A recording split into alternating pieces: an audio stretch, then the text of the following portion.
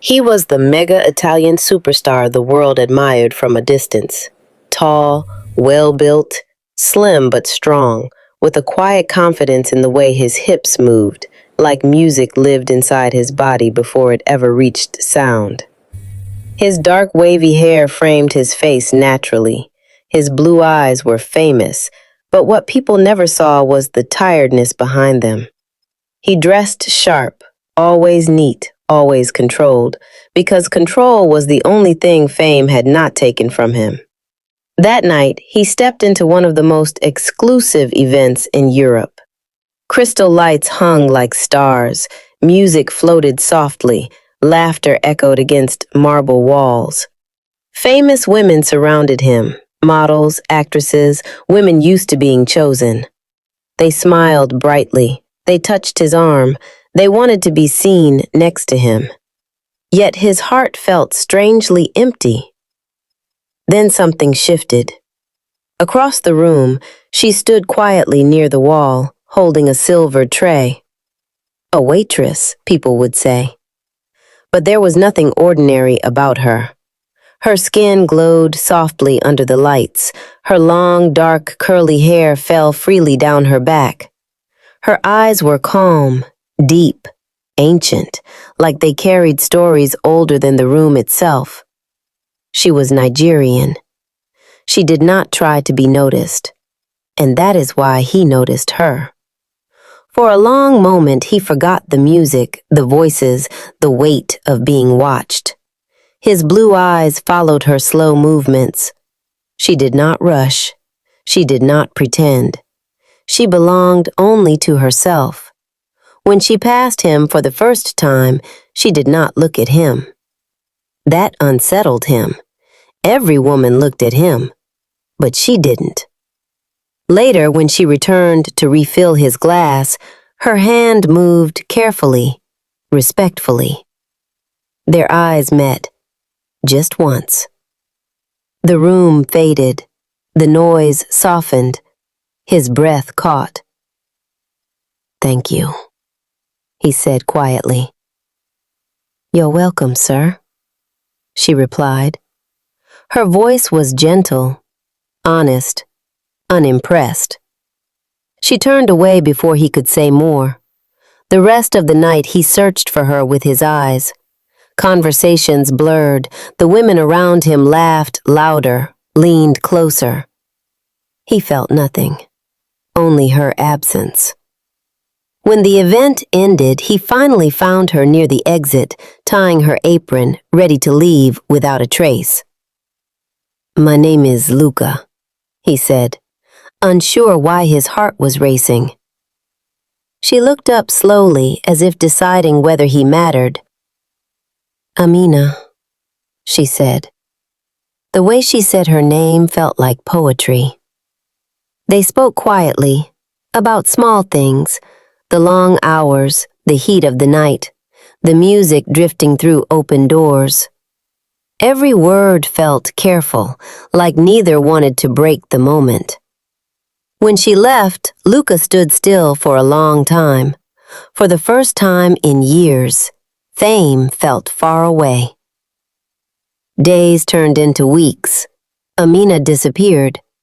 He returned to the venue, asked about her. No one knew where she went. Some said she worked only that night. Some said she never worked there at all. It felt like a dream he was never meant to touch. Back in Italy, Luca tried to bury himself in music, tours, flashing cameras. But something had shifted. His songs slowed, his lyrics filled with pauses and longing. His fans felt the change. They called it growth. He called it loss. At night, when the noise faded, he thought of her eyes, her silence, the way she saw him without wanting him. He missed someone he barely knew, and it frightened him how deep that feeling ran. One restless evening, he opened an old notebook his mother had given him years ago. Inside were poems and lyrics that had shaped his life. One page held words that once saved him during his darkest time. Words about quiet love, about being seen without being owned. He had never known who wrote them. At the bottom of the page was a signature. Amina. His hands shook. His heart understood before his mind did. Amina, meanwhile, returned to the life she had built long before that night. She grew up in Lagos, surrounded by stories. Her grandmother taught her that real power lived in silence. Her mother taught her strength. Her father taught her patience. But loss shaped her most. She had loved once, deeply, and she had lost. That loss taught her not to chase attention, not to trust easily, not to be distracted by bright things. She studied literature. She wrote poetry at night. Words were where she hid her heart. The night she worked the event, she only needed extra money for her charity, one she built quietly to support young girls with dreams but no voice. She noticed him, of course. Everyone did. But she also noticed the sadness behind his eyes. That is why she didn't look at him. Because if she did, she might have stayed. And she was not ready to want anything again. The reunion came quietly. At a private charity event in Lagos, Luca stood on stage without cameras, without armor. "I once met a woman," he said softly. "She changed me, without knowing." From the shadows, she stepped forward. Amina. Not in a uniform, not hidden. She wore white, simple, graceful, powerful. Their eyes met again, longer this time, deeper. Later that evening, standing beneath the open sky, Luca finally said the words his heart had carried for years. "Amina," he said carefully, "may I take you out on a date?" Not fame, not pressure, a question. She studied him, not the superstar, but the man who had waited. "Yes," she said softly. "You may." Their first date was simple. No cameras, no crowds. Just a quiet restaurant by the water. Candlelight, slow conversation, long pauses that felt safe.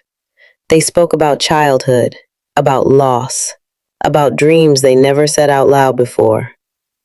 Sometimes silence stretched between them, and neither rushed to fill it. When he walked her home, the night air was warm. They stopped at her door. Neither moved, neither spoke. Then slowly, carefully, Luca lifted his hand, not touching her yet, giving her time. She nodded. He stepped closer. Their first kiss was gentle, soft, almost unsure, a question, not a claim. His lips barely brushed hers at first, like he was afraid to break something sacred. She leaned in, and the world softened. The kiss deepened, not rushed, not hungry, but full of years of waiting, longing, and becoming. When they pulled apart, their foreheads rested together. No words were needed. Some love stories do not explode. They unfold, slowly, surely, like this one.